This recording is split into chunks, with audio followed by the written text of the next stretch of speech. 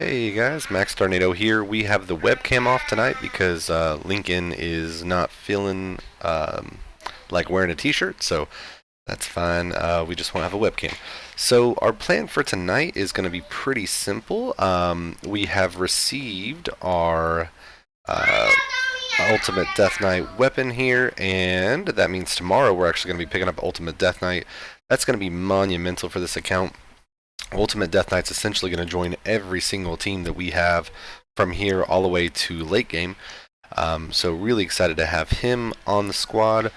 Let's see. We'll check our market real quick, see if there's anything worth purchasing here. Nope. And let's see.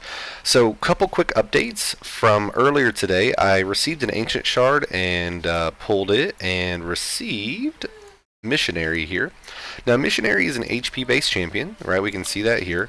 When we go to his skills, we can see that he does damage based on HP. He has a single target stun, nothing too majorly impressive. A lot of the A1s aren't going to be super monumentally impactful, but still, it is a stun nonetheless with a small chance. We've got a attack one enemy and place a provoke. So, you know, if you watch the team building video from earlier today, I talked about how there's a lot of tanks in this game that will do provokes, and that is a form of crowd control. When we provoke an enemy, it means that they can't use their A2 ability or their A3 ability, or, you know, some champs have 4. So it means that they can't use these other abilities. They have to A1. So you can imagine if you take a, let's take El Hain for example. If you take an El Hain and you provoke El Hain, she's no longer able to use her A2. She's no longer able to use her A3. Both of these are attack all enemies. Attack all enemies, and then again, attacks one enemies, and then all enemies, right? So that means she's only going to be hitting one target. That provoke is actually really, really big for champions. You can use this to also stop buffers from doing their job, right? So if you wanted to use this against say a War Priest. Well, all of a sudden, instead of War Priest healing or War Priest buffing, now War Priest is all of a sudden gonna just A1 the Missionary. So not a great champion because, you know, we would like to see an AOE or attack all enemies with a provoke, but you know, we'll take it. Now let's see what this says. Has a 100% chance of placing a provoke debuff for 1 turn and a decreased attack for 2 turns if this champion's current HP is higher than the target. That's actually a little bit difficult because the way the enemies scale in this game is a lot of times in PvE or player versus environment. So when you're fighting against, you know, dungeons and campaign, and even in clan boss, the enemies are going to have really high HP, right? We're talking about enemies that have significantly more HP because they don't really have gear on. It's just that they scale their HP stats and things like that. So that's kind of difficult. We could see this being used in arena. Let's see. A3 attack one enemy decreased turn meter by 50%, 75% chance of placing heal reduction, and 75% chance of placing increased speed. This is actually pretty nice for the Spirit dungeon.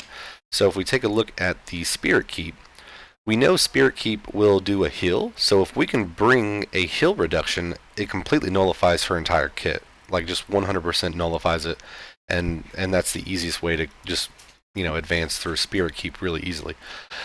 So we'll eventually build Missionary for that purpose, but that's not our number one goal. If you've been watching this video series, you know our number one goal is simple, and that is to get El Hain to level 60 as quickly as possible. So, we're going to go ahead and pause the video. We're going to try to make some progress in this account. Now, like I said, I wasn't able to play a whole lot today because I've not been feeling super well, and I had classes all day, so we are going to go ahead and equip those 2 new lifesteal pieces that we have, because these are going to be huge for our account. Let's go ahead and put these bad guys on.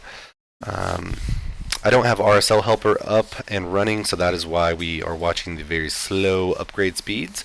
If you're interested in RSL Helper, I do have videos on how to install that. It's quality of life improvement for sure. Get some faster upgrades and free auto battles.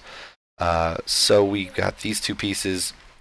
Now, a nice thing you can do as well to see exactly how these compare, if we were to go to fitting room right here with the little clothes hanger, we can click that, And then we can go ahead and push this one, try on, push this one, try on, and it'll tell us exactly how it compares. So let's see.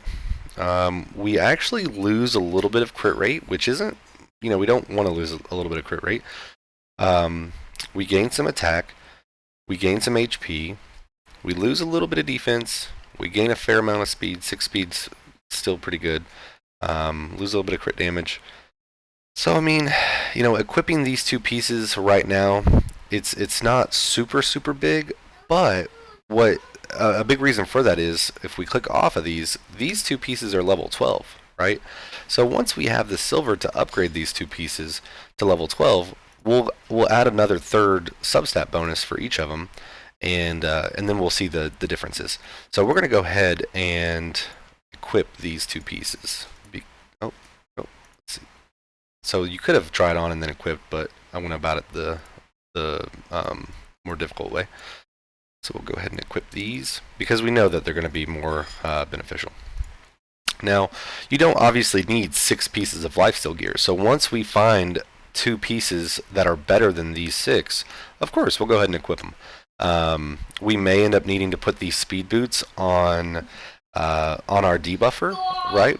So we may end up having to do that, but we'll cross that bridge when we get there, and when we do, we'll go ahead and record it so that way it's clear for everyone. Okay, so I'm going to go ahead. I don't think I have enough silver to upgrade these to 12, but we're going to try, by golly. We know that the silver cost goes up as we upgrade, but we might get lucky. We might get lucky. Oh, okay, let's see. Oh. Oh, no. Oh, no. I don't know if it's going to be lucky or not. Uh-oh. There we go. Right on time. Alright, so we got a third substat bonus rolled in attack. Now remember, we have been farming some faction wars, so we do have a few glyphs to use here. And of course, this gear is absolutely worthy of our glyphs. This gear is the best gear we have on our account, so we'll go ahead and upgrade it. And we can do the same thing for those other pieces of gear as well. And yeah, so I'm going to go ahead and pause the video until I find something else interesting to talk about, and then I'll bring y'all back in. Alright guys, so we have another milestone here. Earlier today I pulled, I believe his name's Ghoulish Ranger, but he is about to be a chicken for us, a rank 3 chicken. Yep, it's a Ghoulish Ranger. We pulled him from an Ancient Shard, and we are going to turn him into a 3-star chicken so that we can get our last 4-star chicken. So here we go. We're going to go ahead and sacrifice Militia and these other 2, and sacrifice. Now, this means we have 1, 2, 3, and 4 4-star chickens, which means our El Hain can finally be ranked up to level 5. Now, in other alt accounts that I've played in the past, if you're playing this game a lot more consistently than I've been able to play this account over the last week, you could easily get to this level, this rank 5 milestone within a couple days, truthfully. But everyone is different, and a lot of new players aren't going to know how to do that super efficiently, so I think that we're not terribly far off our first rank 5 chicken in 5 days, so I don't think it's the end of the world that we're just now getting here, but certainly if you know what you're doing, and if you're playing a little bit more than I've played, you'll certainly reach this a lot quicker, so no big deal there. We do have a couple more pots we can go ahead and ascend, and we are happy to do so. This is going to be nice. Here soon, our A2 is about to get a 15% crit rate buff. Let's see. Here. So once ascended, it has an extra 15% chance of inflicting a critical hit, and that's really nice. So let's see, which shouldn't be hard for us to get. You can always go to your potions and see if you have enough. If you have 10 of these, you can craft a larger potion, but we don't have 10, so... and I think that we've actually... Oh no, we can... Yeah, we'll be able to farm this out. So, the nice thing is, once you hit rank 5, once you're 5-star ascended, you can equip amulets. You can equip like a critical damage amulet, or an attack amulet, defense HP amulet. So that's nice. Obviously, we don't have any because we've not been farming spider, but that is something we will be doing in the next few days for sure. Once we have some time, I'm excited. I've got the next couple, so I've got Monday and Tuesday off from work, so I'll certainly be able to progress this account substantially in the next few days. Obviously, it's the weekend as well, and so I'll be able to just do some good farming on the account. So yeah, we're gonna go ahead and get back into the campaign and get Elhain some levels, so that way she can continue to push forward. And as I mentioned in previous videos, my campaign location has been on the Deadlands, and I'm farming stage 3 because shields sell for just a little bit more, so it's a little bit more silver if you farm on stage 3. So, let's see, we'll put Elhain here, and now you might be thinking to yourself, oh, it's time to start, getting your Talia up to 5-star, or getting Sniper up to 4-star, or War Priest up to 4-star. Nope, nope, nope, nope. We are going straight into let's farm 5-star chickens for this beautiful Elhain right here, because we know once she is 6-star, this account is ready to play the game, right?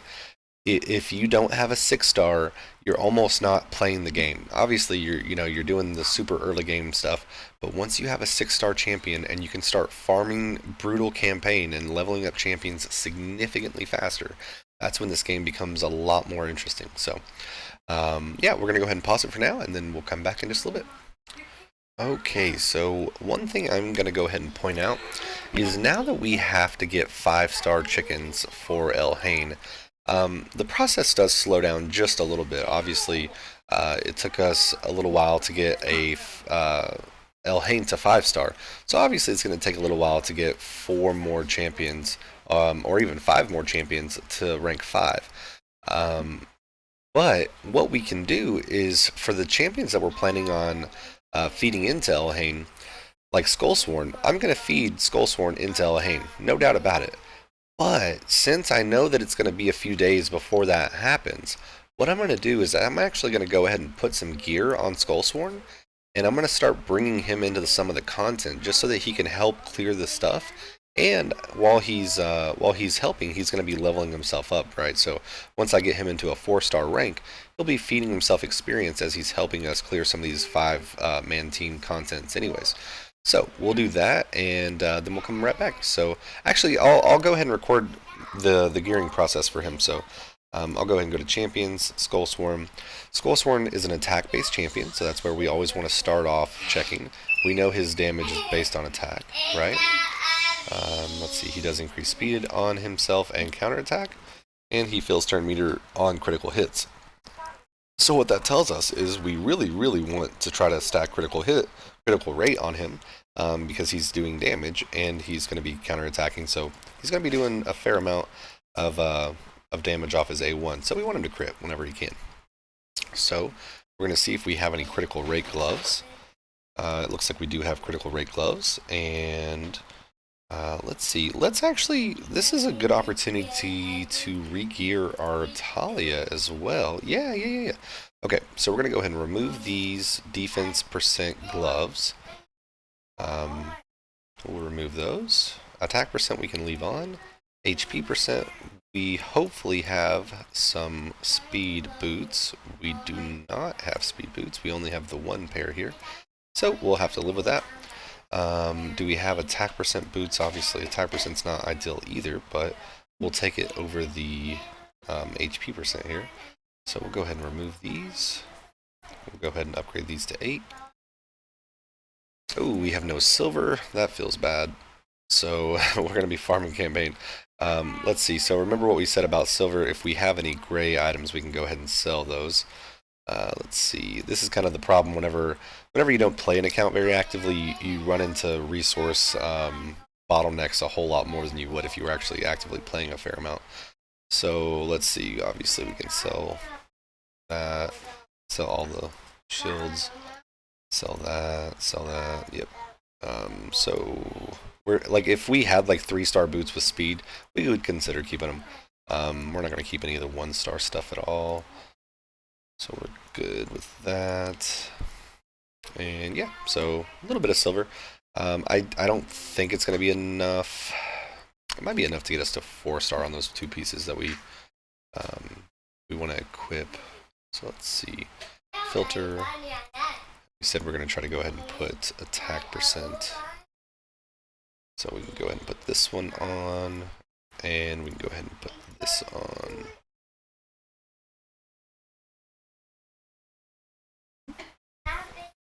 Good, we landed critical rate. That's always a positive. Okay, critical rate again. Yeah! Always feels good whenever you do the old mouse roll over it and it actually lands. Okay. So we're still low crit rate because we just don't have the crit rate gloves to toss on. But that's okay. We will do what we can with what we have, as always. Let's see, critical rate. So we're going to go ahead and equip this. We'll just take it to 4, because that's all we can really afford to do. That's okay. Let's see, we have blue stacks on now. We'll go ahead and do the auto detection function, so that way we can level gear up a lot faster. And let's go here, see what we have on our chest. Let's see.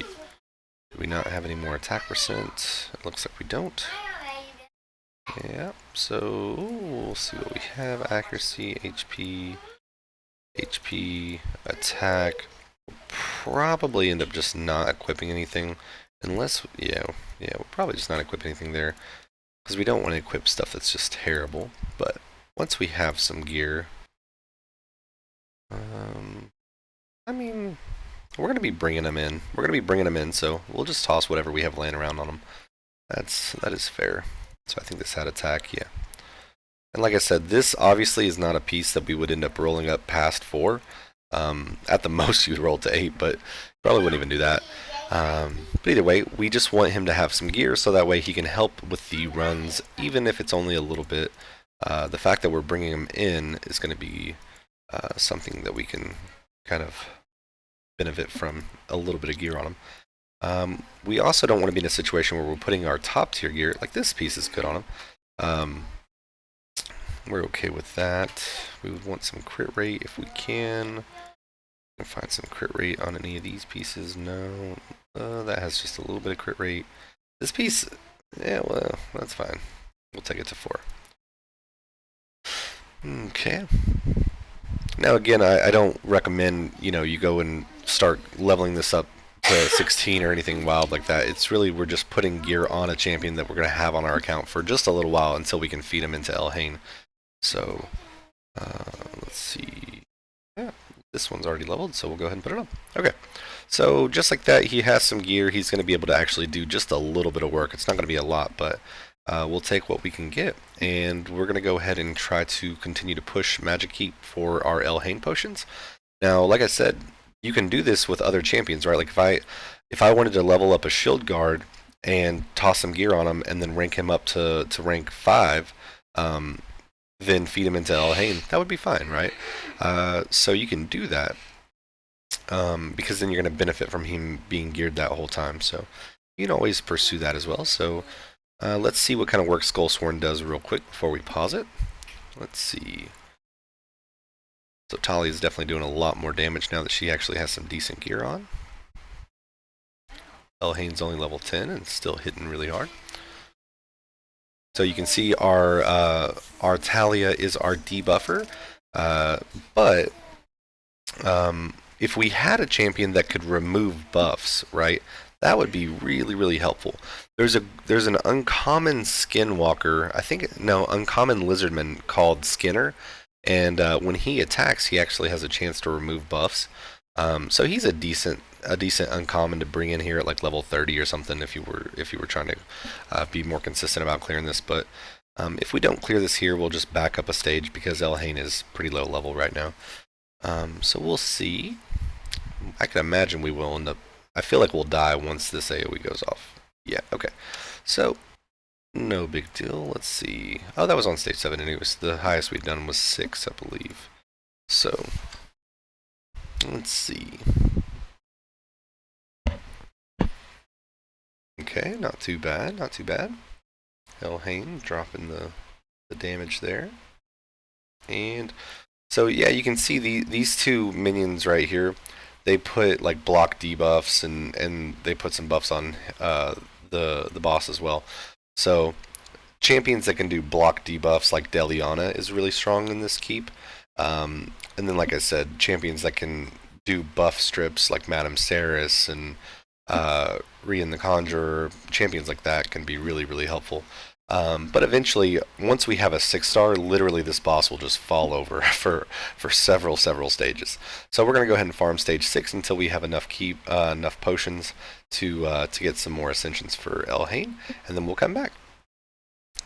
Just a quick tip for anyone who was curious how I run multiple accounts of Raid. If you want to close out a instance of Raid and then, or I guess let me start here. If you're wanting to use a second instance of Raid, you can press Control Shift Escape, or you can obviously just go to your task manager by doing the Control Delete. But Control Shift Escape brings up this function. We are going to see. We're going to go ahead and close out of this one. And what you have to do, so this is how it would typically look, right? You'd have one player in play. Let me go ahead and open up player in play. You'd have one player in play active, right? And you'd have one Raid Shadow Legends instance active. Now, in order for you to do this, because normally what happens is it'll tell you whenever you would go here and try to log into a new account, it would say you can only be logged into one account at a time, right? So the way we get around that is by, oh my goodness, here we go, is by right-clicking and ending task on player in play. Okay, when you do that, you can see that it's kind of exiting out, and then you also want to make sure you don't have player in play in the tray still active. Now, once we open up player in play, we would be able to select whatever account we like.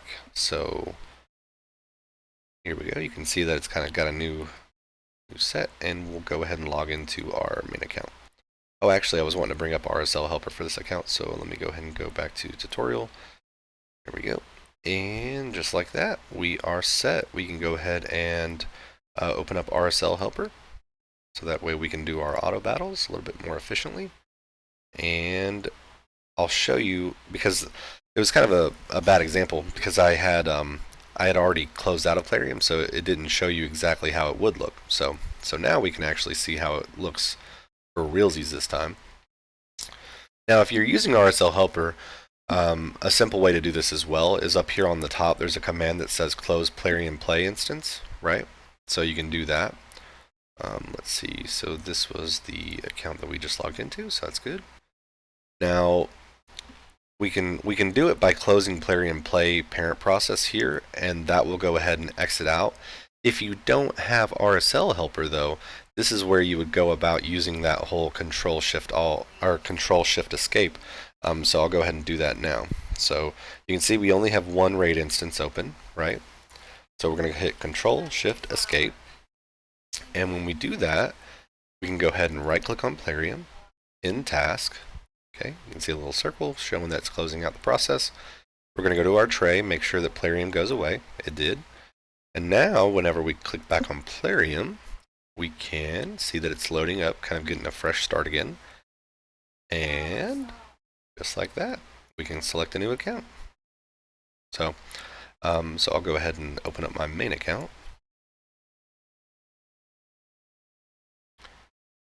And before you know it, you can have 4 instances of Raid, or 6. I mean, heck, I've had I've had too many. To be fair, like I've had like 4 on this main screen, and then BlueStacks on the other monitor with a couple accounts running. Just because all accounts are fun. So yeah, that is just a quick tutorial. I'll get back to the farming on this account, but I just wanted to show that in case anyone was curious. Okay, so we have enough silver now. I've farmed some more campaign, and we're back here, so I've got enough silver to go ahead and upgrade this to 12. Let's go ahead and do that. RSL Helper is lovely. We appreciate RSL Helper making that a much faster process. Oh, no. Oh my god, look at that. The very last one. We do not have enough silver to go again. So that was very lucky. Let's see. So it rolled triple into HP. Now, you may say to yourself, like, man, what a bummer it didn't roll into damage stats like crit rate. Yeah, it would have been nice, but we also need to recognize early game accounts, all progression related accounts. You don't want to have champions that are just going to fall over, right? So we want our champions to have enough health to survive a couple hits, um, so that way they can sustain long enough to actually, um, you know, stay in the fight and eventually win the fight, hopefully. So HP percent's not the end of the world there. We've got crit rate on our gloves, we've got attack percent on our chest, and we've got speed on our boots. So not the end of the world there. There weren't any, yeah. So we'll have to get some more glyphs for these, but all in all, our El Hain is looking pretty good, pretty good. So let's see, 80, yep, 85% almost crit rate. And when she's ascended, her A2 will be at 100%, but obviously we want to get her at 100%, so that all of her abilities are crit capped. So yeah, something I'll have to look into, because like I said, this is the very first time I've ever started with El Hain as a starter champion. I know that she does do, um, let's see, she does do this places increased crit rate buff on this champion for 3 turns if target is killed. Okay, so when she's killing targets, which is going to be a fair amount of the time, especially in campaign and things like that, she's going to be getting this buff. This obviously isn't reliable for dungeon fights though, where you're going to be having multiple hits without having recently killed an enemy, um, or clan boss and things like that. So that's not super reliable, but we'll take it early game. And we'll go ahead and gather this, clear stage 1 of the Fire Knight. Let's go ahead and do that. Now, this is where counterattacks are going to be really helpful for us. So, champions like Talia, champions like Skullsworn, it's not going to be bad at all. And then we'll bring in our other folks. So, I'll kind of show off the mechanics of Fire Knight. So we'll obviously crush through these waves really, really quickly with our damage dealers. And there we go. Okay, so we see that Fire Knight has a shield that has to have so many hit counters done. So whenever he hits here, we see these counterattacks that are going to go off. So we get 1, 2, 3 hits just from the counterattack. And then the shield's down. Once the shield's down, we can start applying debuffs. Once the shield's down, we can start reducing turn meter if we have champions that can do that. We can also place heal reduction because we see he does a little bit of a heal right here. And, if the shield is active, he's going to resist all the debuffs. So that's just something to be mindful of. We'll go ahead and keep on pushing through these missions after this Fire Knight dies. I think we only had to kill him once, I believe, but it's more than that. No, only once. Okay, we got ourselves some shield gear. So as a new player, shield gear is really quite strong, and typically what I will do with shield gear is put it on my support champion, which in this case is our war priest. And the reason shield gear is really solid is because it gives 30% of this ally's HP as a shield for 3 turns. No question asked, right? So every round, so you clear wave 1, boom, you have shield. You clear wave 2, so every time you start a new wave, you're going to have this shield. So I mean, it's actually fairly strong, right? And especially if we're rolling into these HP percents, this would be ideal to be like HP or HP percent, but get what you get. So yeah, we'll eventually end up putting that on someone. It won't last a terribly long time because it's rank 3, but still beneficial to have on the account. So I'll pause for now, and then we'll find some more stuff. Hey guys, so I put the shield set on the champion that I mentioned I pulled earlier today. I had actually put Missionary in my champion vault because I was like, you know what, I'm not going to be gearing him up, I'm not going to be leveling him up until I have El Hain ready to go. And then I encountered something whenever I was trying to advance into this next mission, which is win 10 classic arena battles. Not a big deal. It wouldn't be terribly difficult to do this anyways without putting that gear on Missionary. But I'm going to show you guys something. So Missionary is a red champion, so we're going to go ahead and try to see if we have any brews for force affinity. Let's see, Missionary, force affinity. We're not going to put all of our brews in him because we want to save those for actually leveling up some of the other chickens. We'll just get him up to level 21. There we go. Okay, that's fine. Now, remember, Missionary's kit, it's a provoke, right? Decent chance at provoking. And it's a heal reduction. Now, why do we want this heal reduction? We've already talked about how in the life keep, the potion keep, it can be really beneficial. But when we fight against this frustrating new legendary that everyone has that does massive amounts of healing on himself because he gets regeneration gear, and he's usually with immortal gear as well, and he's putting continuous heals on himself. Let's check out how this works. Now we're going to go ahead and drop our Talia, or not our Talia, but Sniper in place, and we're going to go ahead and put Missionary there. Now again, we're not going to take Missionary up to rank 5. We're not even going to intentionally level him up past what he is. But he, hopefully, the way we've built him, has enough accuracy to do a little bit of work. So we're going to go ahead and put this, let's see, we'll go ahead with this ability first, try to do the damage we can. Now, we have a couple options too, right? We could choose to provoke here, and if we provoke, then he can't put out the HP continuous heal, he can't put out the shields, and he can't do rats off to you, which would decrease our attack. We could also choose to provoke War Priest here, so she wouldn't be able to heal, but I want to show off this heal reduction.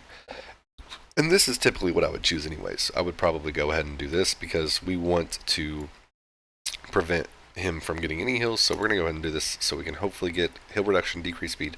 Now this is the nice part, right? We're going to go ahead and kill off this War Priest. Oh, never mind. It doesn't really even matter because we know. So let's put it on 1 time speed, and let's get him to take some turns. So we saw 0-0, right? He tried to heal, but it did 0 heals. So now we're going to be able to dwindle away at his health. He's going to try to put continuous heals off on himself in a second, and that also won't work. You can see just him not being able to heal from his regen was pretty impactful. So let's do this one again. Now we've got some more people here. Level 50 Ultimate Death Knight might give us some problems. We'll see. We'll see. I'm not saying that this is foolproof, but being able to put that heal reduction can be really, really helpful. So let's see. I like still doing the heal reduction. Good, it landed. Okay, so let's just put it on auto here and see what happens. Okay, so all those were 0 heals. You right? You guys saw that. Now, the tricky thing is this heal reduction is going to fall off in a second, but he's not even going to be able to land the continuous heal on himself because we placed that provoke.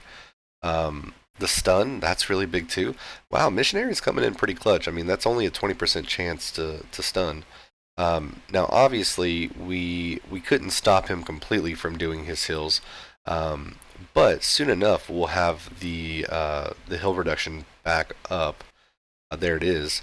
And now we can prevent him from healing again, and that means that our Elhain is going to be able to pretty quickly put him down to sleep. So there we go. All right, I just wanted to show that off a little bit. If you're having struggles against the Ultimate Death Knight, certainly beneficial to bring a champion that does a heal reduction, just so that way you don't have to continuously deal with that. Now this could actually be yep. So now we lose because our Elhain wasn't leveled up high enough. So she died before he died, obviously, and then the moment she dies, there's no chance because he's just going to continue to heal. But I think, considering all things considered, that was a pretty good fight, and it just goes to show Ultimate Death Knight is a strong carry for sure. Let's see. So we'll just do this real quick. Kind of show off what our team does currently. Now, he has around 50 accuracy just with the gear that I had laying around, but you guys continue to hear me stressing the importance of building enough accuracy on champions, because if we don't have the accuracy, then, I mean, he's just going to go in there and hit, and debuffs aren't going to land. So, alright, I'll talk to you guys in just a second. Ooh, actually, when I paused the video, I realized we're at 35 minutes, or 34.5 minutes, so I'll go ahead and just say goodbye to everyone. I hope you guys are doing well. I hope you have a wonderful night, get some good rest, and I'll be playing Raid a fair amount tomorrow on Friday. I'm going to be grading from home, so that's exciting. If you like these kind of videos, please like the video. If you enjoy this kind of content, definitely comment down below and let me know that you enjoy it. And specifically, if you want help in any particular area of the game, let me know, because I can certainly make videos relevant to that. And I can also direct this account in certain areas so that way I can show off super early game aspects of different things. So I hope you all are doing well and continue to do well, and I will catch you tomorrow. Take care, guys. Bye.